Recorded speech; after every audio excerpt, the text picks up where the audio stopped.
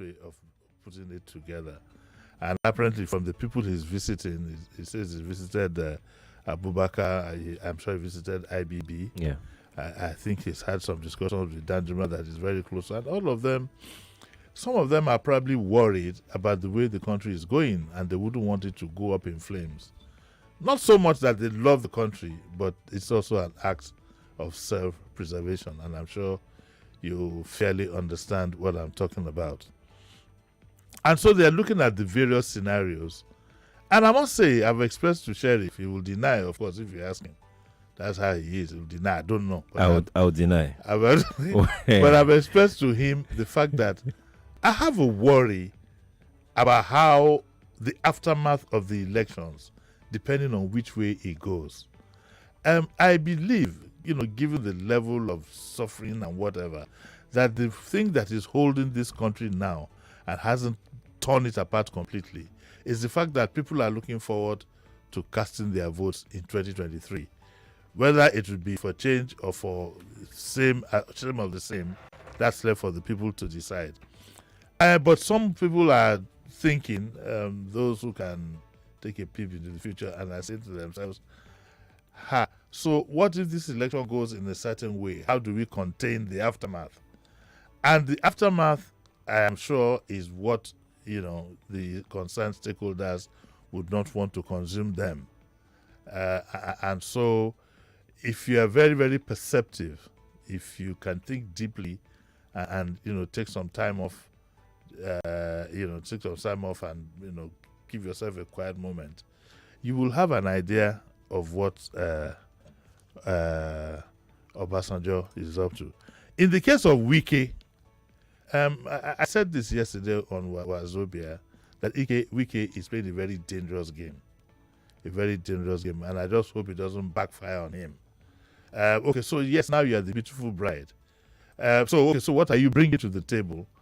Fair enough, maybe your state and maybe part of your region, and that's a maybe. Okay, because in all this, he represents Rivers. Bayelsa, of course, is not with him. So where else? But Wike also, he has what I would call unlimited means to make or mar. He has unlimited, if you get what I'm saying. He's probably the richest governor in the environment, apart from maybe the Lagos governor. And then Wike has a firm grip. I'm talking in parables now. I have to stress that so that people understand. But he has a firm grip on his financial environment, and so that's part of it. So he's a beautiful bride now. But if you've studied politics, you know that politicians are like elephants. They don't forget, and sometimes they take their pound of flesh. As we speak, we are not sure where Wike is going. The only thing I'm sure of is that Wike is interested in his own interest. All this national story, I don't buy it, because you didn't talk about this before the primaries. You didn't get the tickets. You thought you would get the vice presidential ticket. At that point, you were not even talking of a southern candidate. When you thought you'd be made the vice president, it's now that you didn't get it that this now surfaces. And of course, if you have a lot of money, it's easy for you to have a lot of allies. You'll be surprised how broke. Wow. Yes, if you have money in politics, the following in politics, apart from the man that all of us know, in fact, it's the first time I'm going to see this kind of following. Where he not drop shishi.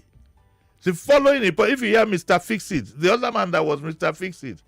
Okay, yes, he fixed all the political issues, but he didn't fix roads, one which we gave him. He's dead now, so he's not here to defend himself. What we don't know was that he was called Mr. Fix-It. He didn't fix anything.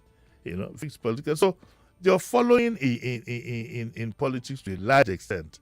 It is now that people, have suffered, and I think God deliberately made it so to open up our eyes to the fact that the money spent and shared on you is not money of salvation. Rather, it's money of a trap. Some people are trapped in some candidates' camps because they have to settle IOUs. They will be reminded, remember when you wanted to do this, this is what we did for you, so what are you going to do now? Well, don't let's waste too much time on that. And just to say that, yes, the Tinubu camp, of course, will be rattled seeing him. They thought they had him in the kitty. He played some kind of politics. He invited Baja, my cousin Baja, to launch some projects. He even invited Sanwo-Olu, and he was romancing them. But now Wike is having a meeting with the Jagaban group. He's having a meeting with the Atiku group, and he's having a meeting with Peter Obi and Obasanjo. We will soon see where all that will end. Yeah, indeed. Let me take this. Okay. That was a long one, don't you think? Yeah, it was. Let's take this one here. I don't know if you've seen the video of this story, the next story. We spoke about it the other day. I've seen, yeah. It's horrible. Yeah. The story reads, mummified corpses, Edo police arrest 10 suspects. Now, you remember the man who was arrested had some corpses in his kitty. Apparently, there was even one that was headless. And then he also had a shrine somewhere. But he claimed that, it was a mortician, he says the mortician is not licensed. That's what the police are saying. It's not licensed. The building itself is not certified. And then the state government now gives morgue operators till September 9 to register. But in this case, the prime suspect, Gabriel Chukwu Otu, is with the police and has made a statement. Investigation revealed that Otu did not acquire formal training, but only worked at different mortuaries as a mortuary attendant. Okay, Otu had no certificate to practice as a mortician or any certification from the traditional board, as well as the Ministries of Health and Environment. The building he used is not certified by the Ministry of Health. In the course of investigations, 2 suspects, Yusuf Lawal and Victor Obeche, were discovered to be scavengers, and the passerby 23 mummified bodies and 1 dismembered body without a cause suggests unlawful possession. A person said his mother was among the mummified bodies, okay, while another said his mother and child were reported missing in February this year, and he would like to see the corpses to lay claim to them. Oh, wow. That raises an alarm. Wow. That raises an alarm. Now, I'd like you to know, the photographs that we saw, the corpses were not even packed in any ice, whatever. They were straight up. Yeah. And then there was a shrine nearby. Okay. This shrine nearby, what it is? Is his place of worship and whatever. All this is what you call BS without us. BS. The police just should do the needful and wrap him up. It's obvious that there's more than meets the eye in what he's doing. But also, it now brings me to the issue of certification. Do you know that in some African countries, you can't run a garage without being certified? Here, anybody who can wear some blue uniform and hold 2 spanners becomes a meko. In other countries, some African countries, you can't operate without certification, including tailoring. You hang it somewhere. We need to get to that now. There are too many charlatans across the board, even in law, even in medicine. Doctor. Some didn't even go anywhere near medical school. We need to start, focusing on certification at some point to avoid things like this. Indeed. Let's move on to our next story this morning. This story is on page 3 of the Punch. Wike vows to name candidates planning looting. We're back here again.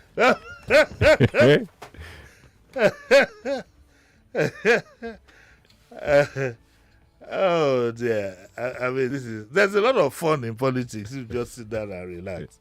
Let me read what this story says again. It says, Rivers State on Wike on Monday alleged that some politicians campaigning ahead of 2023 do not mean well for the country. Really? Saying that he is in a privileged position to know better. The governor promised to reveal the identities of the concerned persons at the appropriate time so that Nigerians can use their votes to reject them. This is becoming blackmail.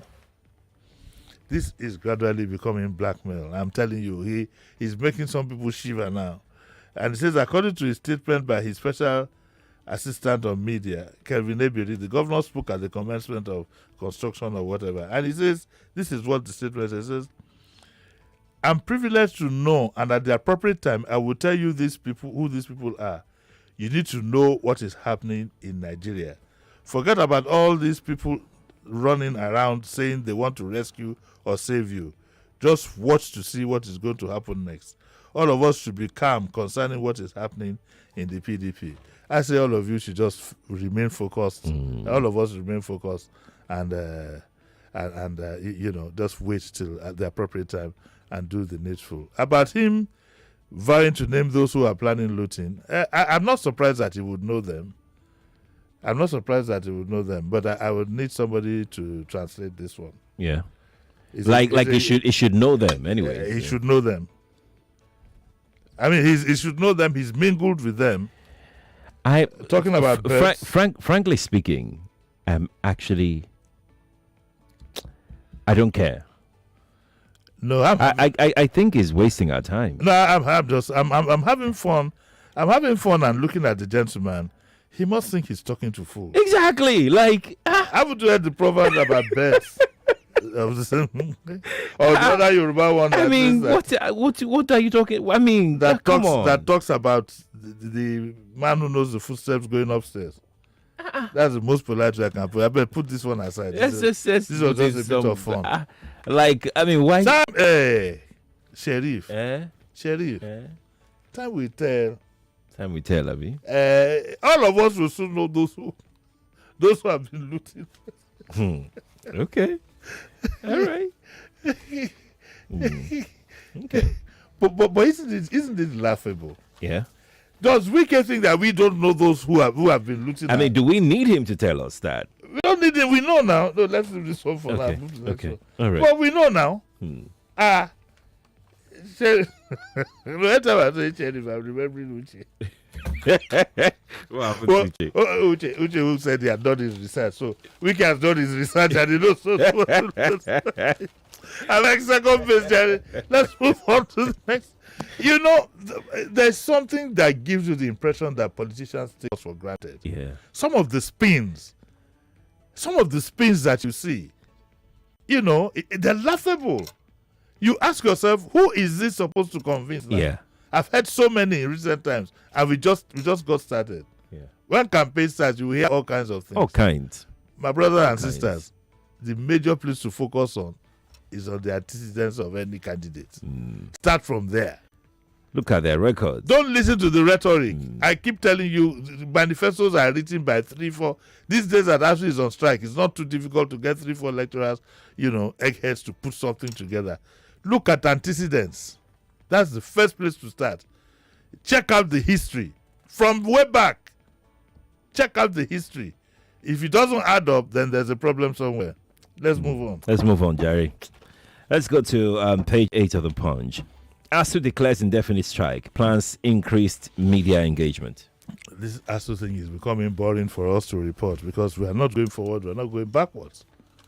And so now where we are now is that, okay, so ASUU has declared an indefinite strike. I then asked myself yesterday evening, what happened to the ultimatum that the president gave?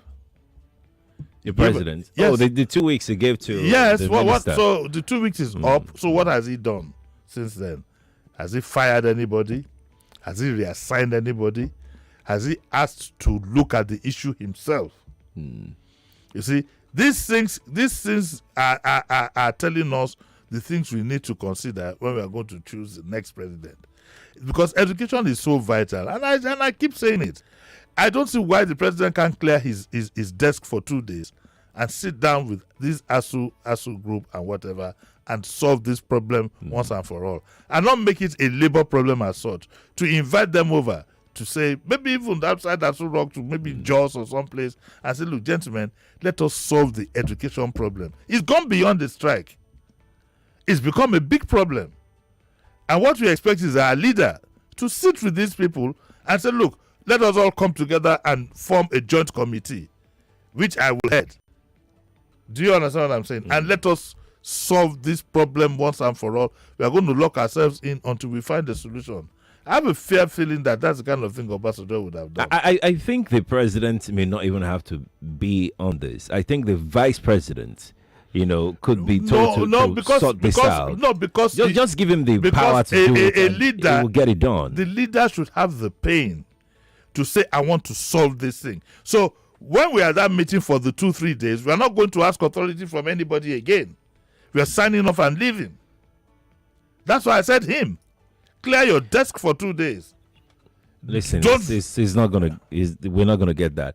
Let the VP, who is a professor of law, Then handle you will this. find some hotheads in government saying that will be biased towards the lecturers because he's a lecturer himself. So- some of them. The president if you- just needs to give him that power. Like whatever reason anybody Let me puts tell up. you, the sad thing. Sorry.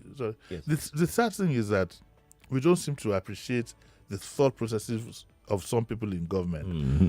They've made it political now. Some are saying that okay, the ASUU people are sponsored by another party. Did you hear what the Rufai son said?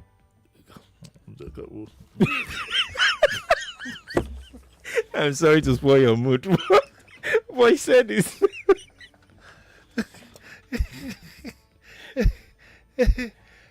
if you know the thinking yeah.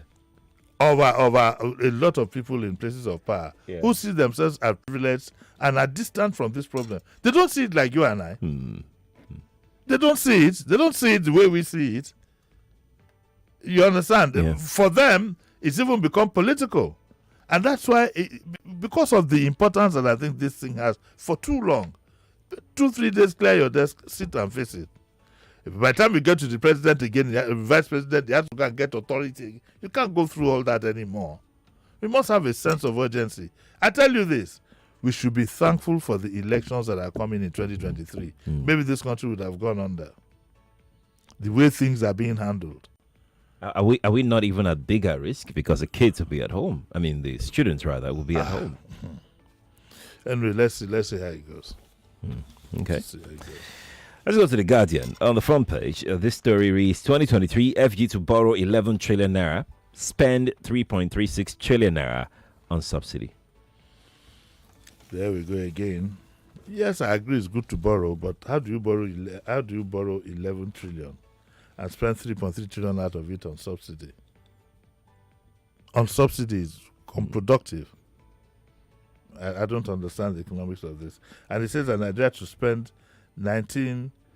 19.76 trillion as deficit jumps by 54%. And it says government may not fund. Can you hear this? Yeah. Government may not fund capital projects in 2023. Yeah. Finance Minister. And then the petrol subsidy is to remain till mid-2023. That's right. When they would have run away and leave the responsibility. Some of these people that are vying for president, I hope they note this thing. And our debt profile can get to desktop, 54 trillion. It's very bad. It's very bad. I'm on my And being election year, we're going to spend more.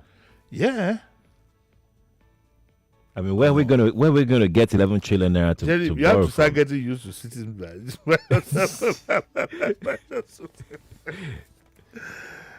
Like I don't know how we're gonna pull this off, but they're insisting that we've not defaulted in our loan repayment ever since, even with the state of the economy. But you know the But can we keep implication- up with this? Do you know the implication of not funding capital projects in 2023? No. You know, it's capital projects that makes money flow. Okay, now it's going to have a standstill there.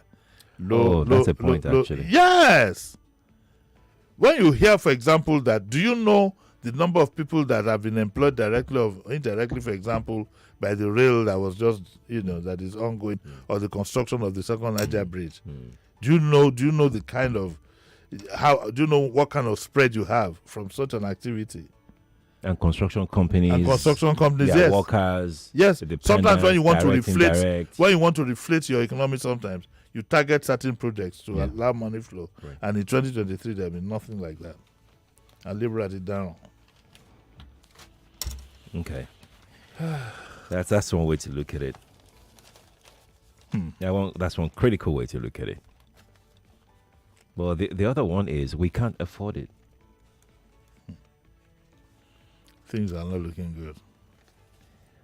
We can't afford it. Things are, but and then what? Let me. You see that all of a sudden you and I have suddenly we've gone very quiet. Yeah. Because the reality. Because I was is- processing is the hitting depth of what is going What to is come. sad about all this is the amount of money and our resources that have gone into private hands.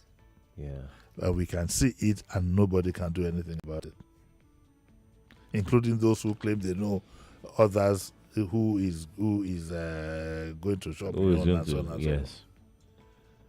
Fella called it chop and clean mouth, like say nothing happened. We'll be fine. We'll be fine. Well, the incoming government, they have a heck of a job on their hands.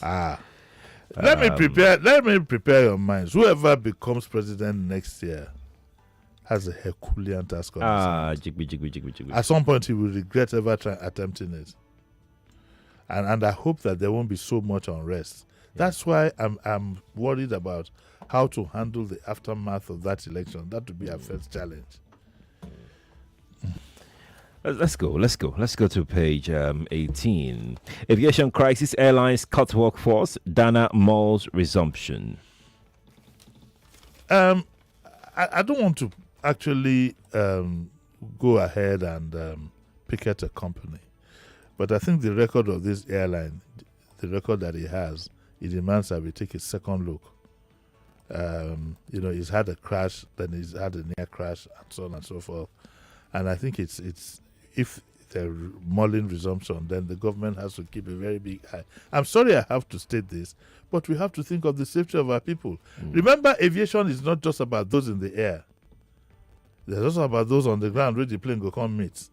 I'm a bit worried, and I don't think anybody should blame me for expressing that worry just because of their record.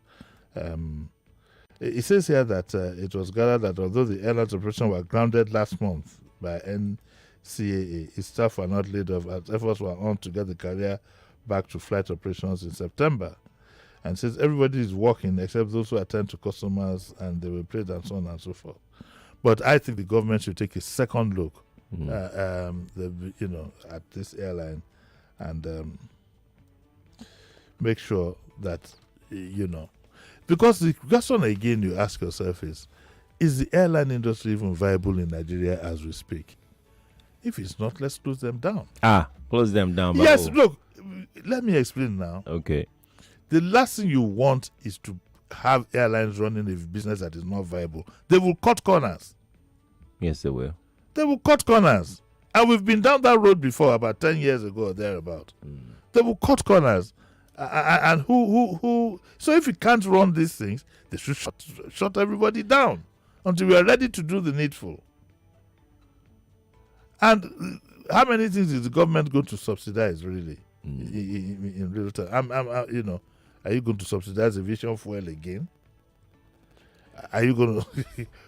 So if it's a business that is not viable, let's look at other means of transportation. Why don't you have ships, for example? Nice ships that can go from here to Port Harcourt. Look at riverine areas, cheaper means of transport. We have to face a reality check. It's not a matter of pride now, it's a matter of reality. If your economy cannot sustain, your economy and your regulations cannot sustain the airline business, and you shut down. I think there's a lot the government can do. Maybe not exactly subsidizing it. I also think that the government can look in the area of taxation. There's so many taxes being collected at the airport. And if government really wants to improve the services of the airliners, I think they need to look at the number of regulatory frameworks that we have. It's one area that you cannot allow for people to cut corners and for people not to do the right thing. Okay, let me ask you, Sheriff. Yes, sir. Do you honestly believe that is the only reason? Of course it is not. Imagine how much it will cost now in Naira terms. Imagine how much it will cost in Naira terms to acquire aircraft now. Don't forget, according to rumors, some of these airlines, their start-off costs were from funds that cannot be completely accounted for. Some of them. Look over the years. Okay. You get it? I don't get it. I would get it anyway. Go slow, cashew. Let's go. But the aviation sector needs to. No, we need to look. We need it. We need it. Yes, but I mean, hey, the last thing you want now is planes dropping from the sky. Yeah, you don't want that. No, we don't want that. We don't want that. Let's go. We'll be back at 9, Abby. Yes, we are going to look at the MTN 5G rollout. Okay.